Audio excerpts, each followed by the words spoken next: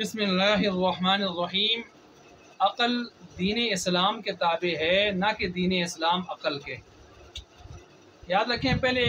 बहुत सारे फ़िरक़े गुज़रे हैं, जिनमें एक फ़िरक़ा मुअतज़िला भी गुज़रा है, जिनको अक़लानी अक़ल परस्त फ़िरक़े कहा जाता था,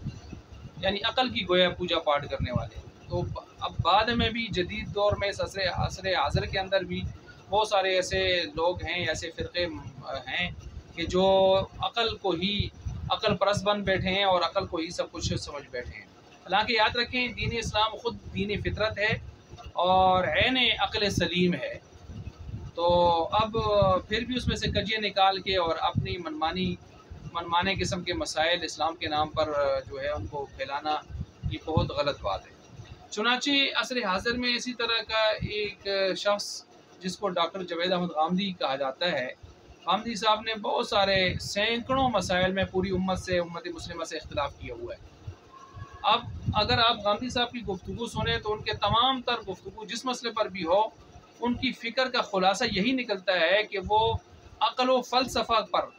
मसाइल को परख कर एक बोसीदा किस्म के नतीजे निकालते हैं, बोसीदा किस्म के, और अक़ल व फ़लसफ़ा के उसके बलबूते पर। अब मिसाल के तौर पर उनके बहुत सारे अगर आप मसाइल सुने, मसलन एक मसला कि बग़ैर महरम के कोई औरत हज का सफ़र, उम्रे का वगैरह का सफ़र कर सकती नहीं कर सकती। तो कहते हैं ये मुमानात अहादीस में उस वक़्त के लिए थी कि जब लोग पैदल सफ़र करते थे, घोड़ों पर, ऊँटों पर। आज तो ऐसा नहीं है, आज तो 4 साढ़े 4 घंटे में आदमी सऊदीया पहुँच जाता है। तो इसलिए आज वो अहादीस इस औरत के लिए मुमानात के तौर पर पेश नहीं की जाएंगी, आज जायज़ है। इसी तरह सख्त मजदूरी करने वाला, मुशक्क़त वाला रमज़ान आ जाए तो वो रमज़ान में मजदूरी तो नहीं छोड़ सकता, गरीब आदमी है और कोई मजदूरी उसको कोई काम तो है नहीं है, तो क्या वो भी रोज़ा वक्ती तौर पर खा सकता नहीं खा सकता? तो हज़रत साहब ने हामिला औरत की वो मिसालें दे दी हैं, मुर्ज़िया दूध पिलाने वाली औरत की मिसालें दी हैं कि जब फ़ुक़हा उनके लिए रुख्सत देते हैं तो इसके लिए भी रुख्सत हो सकती है कि जो ऐसा मजबूर हो। तो इस तरह के उन्होंने इस सिलसिले शुरू किए। इसी तरह मौसीकी हलाल है कि हराम है, तो कहते हैं कि हराम का तो किसी ने नहीं कहा, मतलब यह कि हराम तो हो नहीं सकती। वो कहते हैं कैसे? वो कहते हैं कि गैर माकूल गैर मशरूब, यानी जो खाई जाने वाली और पी जाने वाली चीज़ें नहीं हैं, उनमें से जो हराम है कुरान ने सिर्फ 5 बताई हैं। कुल इन्नमा हर्रमा रब्बी अल फ़वाहिशा, कि अल्लाह ताला ने सिर्फ वहाँ बदकारी को, हक़ तलफ़ी को, माली और जानी ज़्यादती को और शिर्क को और किसी हलाल को हराम ठहराना, किसी हलाल के हराम ठहराने को, इन 5 चीज़ों को अल्लाह ने हराम कहा है, हर्रमा। बाकी इन 5 के अलावा जो भी दुनिया में होगी, जो खाने पीने की चीज़ों में से नहीं होगी, अब वो उसको हम हराम नहीं कह सकते। ये हज़रत साहब दलील दे रहे हैं। चुनांचे कहते हैं मौसीकी इन 5 में नहीं आई तो लिहाजा वो हराम नहीं है। अच्छा, अब यहूद व नसारा से दोस्ती मना है, तो कहते हैं कुरान करीम में जहाँ कहा है कि उनको दोस्त मत बनाओ, हमारे दोस्त नहीं हो सकते, तो ये सिर्फ सहाबा का मसला था, उनको कहा जा रहा है उस वक़्त के लिहाज से, वहाँ यहूद व नसारा आबाद थे। दूसरा ये है कि अक़ीदा में उनको दोस्त मत बनाओ, अक़ीदे में, अक़ीदे से हट कर कोई मसला नहीं है। इसी तरह वो कहते हैं कि कुरान ने कहा है उनके हाथों का ज़बीहा तुम्हारे लिए हलाल है, और बहुत सारे इम्तियाज़ात हैं उनको अहले किताब में और दीगर कुफ़ार में। और इसी तरह उनकी औरतों से निकाह हलाल है, तो निकाह तो मोहब्बत में होता है, नफ़रत में तो नहीं होता। तो गोया दोस्ती का और मोहब्बत का गोया कुरान इजाज़त दे रहा है और हुक्म दे रहा है गोया। ये देखें इस किस्म के, ये तो मैंने चंद मिसालें दी हैं उनके मसाइल में जो वो बयान करते हैं। उसमें यही होता है कि वो सरसरी अक़ल व फ़लसफ़ा को लेकर एक पोसीदा किस्म के नतीजे निकाल रहे होते हैं। यहाँ मैं जवाब देना चाहता हूँ कि याद रखें, महज अक़ल परस्ती ये गुमराही है। अगर कोई आदमी सिर्फ अक़ल की रूह पर सारे मसाइल को परखे और कहे जी अक़ल में ये है बस ये, इस तरह तो फिर मुनकिरीन हदीस को देखें, वो भी जो है यहाँ पर हदीस का इनकार वो कर रहे हैं। उसमें वजूहात में से एक वजह ये पेश कर रहे हैं कि अक़ल के ख़िलाफ़ ये हदीस है तो फलां के, तो इस तरह तो नहीं है। तो महज अक़ल परस्ती दीन इस्लाम को छोड़कर ये गुमराही की तरफ ले जाने वाली चीज़ है। अब इससे हट कर मैं कुछ इसके अलावा जवाब दे रहा हूँ। मसलन नंबर 1, अगर इस तरह देखा जाए तो शैतान ने भी फिर बड़ा ज़बरदस्त अकली जवाब दिया था। जब उसको कहा कि सजदा करो आदम को, तो उसने ये कहा था कि आदम को मिट्टी से पैदा किया तूने और मुझे आग से। तो क्या कहना चाहता था कि आग और मिट्टी का मुकाबला किया जाए तो आग मिट्टी को राग बना देगी, और आग पर कोई भी बाशऊर इंसान चलता नहीं है, मिट्टी को सारे रौंद के जाते हैं। مٹی اوپر بھی پھینکیں نیچے آتی ہے پاؤں کے نیچے، آگ نیچے بھی چھوڑیں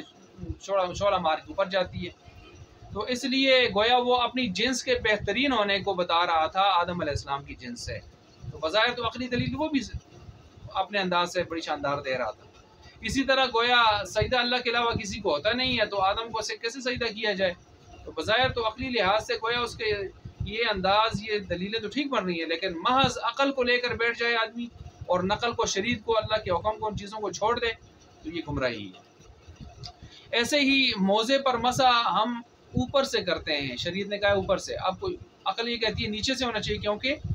آدمی چلتا ہے تو موزہ نیچے سے گندا ہوتا ہے۔ اسی طرح اذان میں ہم دائیں بائیں پھرتے ہیں، حی علی الصلاۃ حی علی الفلاح میں سے، تو اب اس وقت تو تب کہ لوگ دائیں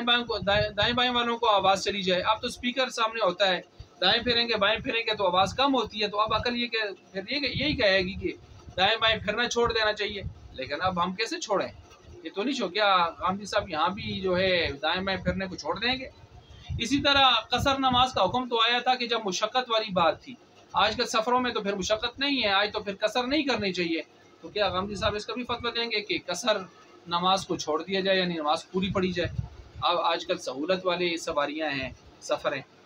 اسی طرح قرآن نے کہا اقیم الصلاۃ لذکری، نماز قائم کرو میرے ذکر کے لیے، میری یاد کے لیے، تو اب 1000 دانوں کی تسبیح لے کے ایک آدمی بیٹھ جائے کہ میں اللہ کی یاد کر رہا ہوں، نماز کی کیا ضرورت ہے؟ کیونکہ نماز کا مقصد تو اللہ کی یاد ہے، تو کیا یہ ٹھیک کہے گا؟ جس طرح کہ ذکری فرقہ وہ یہی کہہ رہا ہے، جہاد کی ان چیزوں کی کیا ضرورت ہے جب ذکر ہی مقصد ہے نماز کا ان چیزوں کا۔ اچھا، اسی طرح روزہ کے حوالے سے حدیث میں آتا ہے کہ روزہ رکھ کر بھی کوئی گناہ نہ چھوڑے تو اس کے روزے کی اللہ کو کوئی ضرورت نہیں، بجز بھوکا رہنے کے کچھ حاصل نہ ہوا، تو اس کا مطلب یہ ہے کہ اصل گناہ چھوڑنا ہے تو گناہ چھوڑ دے، روزہ نہ رکھے، پھر دیکھیں عقل استعمال کریں تو یہاں بھی ایک نتیجہ سامنے آئے گا، فلسفہ سامنے آئے گا۔ اسی طرح دیکھیں ماں سے نکاح کرنا، معاذ اللہ استغفر اللہ، قرآن کریم کی روح سے یہ جو ہے وہ منع ہے، اب اس طرح یعنی نہیں ہونا چاہیے، لیکن عقل کی روح سے جو ہے یہ منع نہیں ہونا چاہیے۔ ایک آدمی ایک وقت میں دیکھیں پورا صحیح سلامت پورا جو ہے وہ دنیا پہ آتا ہے، تو اب شادی کے بعد تو دیکھیں ایک صرف عضو کا مسئلہ ہوتا ہے، میں سمجھانے کے لیے ایک مثال دے رہا ہوں، یہ مثال ان لوگوں کو پر جو ہے میں بم گرا رہا ہوں جو صرف عقل پرست بن کے بیٹھ گئے ہیں اور شریعت کے مقابلے میں عقل کی بہت زیادہ باتیں کرتے ہیں، تو ان کو پھر یہاں سوچنا چاہیے، تو کیا پھر وہ اس مسئلے میں بھی جو ہے وہ اس کو جائز کہیں گے، تو اس کو جائز کہیں گے حالانکہ یہ ناجائز ہے۔ ایسے ہی جو ہے خذ من اموالہم صدقۃ تطہرہم، قرآن کریم نے کہا ہے کہ زکوٰۃ لیجیے ان سے اور ان کو پاک کیجیے، اب زکوٰۃ لیجیے یہ حکم اللہ کے نبی کو آیا ہے، تو منکرین زکوٰۃ نے ابو صدیق اکبر کے دور میں یہ کہا تھا کہ یہ تو حکم آپ علیہ السلام کو تھا، ہم آپ کو زکوٰۃ نہیں دیں گے، آپ کو تو حکم نہیں تھا خلیفہ وقت کو، تو کیا آج بھی کوئی یہ کہے گا کہ میں اگر اسلامی حکومت کہیں ہو تو وہ کہے میں زکوٰۃ نہیں دیتا کیونکہ یہ حکم خود سے آپ علیہ السلام کو تھا؟ تو کیا عقل یہاں بھی چلائے گا، یہ فلسفہ یہاں وہی چلائے گا یہ بھی؟ اسی طرح قربا حج اور قربانی، اس پر کروڑوں اربوں روپے خرچ ہوتے ہیں، تو کیا عقل سے یہ بھی پھر یہ عقل یہاں چلائے گا کہ قرضے اتارنے ہیں ملک کے اور غربت ختم کرنی ہے، لوگوں کے جو ہے پریشانیاں دور کرنی ہے، تو مال ادھر لگائیں قربانی نہ کریں اور حج چھوڑ دیں، تو کیا یہاں بھی عقل چلائیں گے؟ اسی طرح مسواک کے بجائے برش شروع کر دیں کہ بھائی بڑے بڑے اچھے برش آئے ہوئے ہیں، لہٰذا آپ مسواک کی کیا ضرورت ہے، مسواک کا جتنے فضائل ہیں وہ برش کے لیے بیان کرنے شروع کر دیں، تو کیا اس ترتیب سے ہم چلیں گے؟ اور اسی طرح سود میں عقلاً ایک آدمی نے دوسرے کو قرض دیا ہے اور وہ اس کے بعد جو ہے عقل تو یہ کہتی ہے کہ اس نے اس کا قرض اتنے سالوں تک استعمال کیا تو اس کو کچھ نہ کچھ دینا چاہیے، تو اب وہ جو دے گا وہ سود نہیں ہونا چاہیے بلکہ اس کو جائز ہونا چاہیے، کیونکہ اس نے 5 لاکھ روپے اگر کسی کو قرض دیے ہیں تو 2 سالوں کے بعد وہ 5 لاکھ روپے واپس کر رہا ہے تو اس کو کچھ دینا چاہیے، کیونکہ اس نے 5 لاکھ سے لاکھوں روپے کمائے ہیں، اگر اس کے پاس ہوتے تو یہ کماتا، تو عقل تو یہ کہتی ہے اس کو دینے چاہیے، لیکن شریعت نے اس کو سود کہا ہے اور ایک ایک روپے کو 36 بار بدکاری سے بدتر قرار دی ہے۔ اسی طرح رضامندی سے بدکاری زنا کو جو ہے پھر کیا وہ جائز ہونی چاہیے، کیونکہ پیٹ کی بھی ایک بھوک ہوتی ہے اور شہوت کی بھی ایک بھوک ہوتی ہے، تو پیٹ کی بھوک اگر دوسرا رضامندی سے کوئی چیز اپنی کھلا رہا ہے تو جائز ہوتا ہے، تو پھر شہوت میں اگر ایک آدمی رضامندی سے وہ خود ایک چیز دوسرے کے سپرد کر رہا ہے تو اس کو بھی پھر جائز ہونا چاہیے، عقل تو یہی کہتی ہے۔ ایسے ہی باہر کے بہت سارے ایسے جو ہے لوگ ہیں کہ جنہوں نے یہ بات بھی کی ہے کہ نکاح کرنا ہے تو ہمشیرہ سے، بہن سے، کہ جس کے جو پلی بڑی ہے اس بھائی کے ساتھ اور اس کے نفسیات کو یہ شخص اچھی طرح سمجھتا ہے، تو یہ شخص اگر اس کے نفسیات کو، اس کے مزاج کے اتار چڑھاؤ کو، جب ترجیحات کو اچھی طرح سمجھتا ہے، تو اس سے بہتر آدمی اس کے لیے کون ہو سکتا ہے، اس سے زیادہ موزون کون ہو سکتا ہے؟ تو لہٰذا ان کا آپس میں یہ تعلق اس طرح کا جوڑ دیا جائے۔ تو مغرب میں بہت سارے ایسے فلسفے بھی سامنے آ رہے ہیں، تو کیا عقلاً تو پھر دیکھا جائے تو ان کی یہ بات ٹھیک ہے؟ تو کیا یہاں پر بھی صرف خالص عقل چلائیں گے؟ تو پتہ چلا محض عقل سے ہی بات نہیں ہوگی، بلکہ عقل کے ساتھ دیکھا جائے گا آیا شریعت میں بھی اس کی حدود اور قیود کی پاسداری ہے یا نہیں، اگر ہے تو ٹھیک، وگرنہ ایسی عقل کو اٹھا کر ردی کی ٹوکری میں ڈال دیا جائے گا۔ اللہ تبارک و تعالیٰ سمجھنے کے عمل کرنے کی توفیق عطا فرمائے۔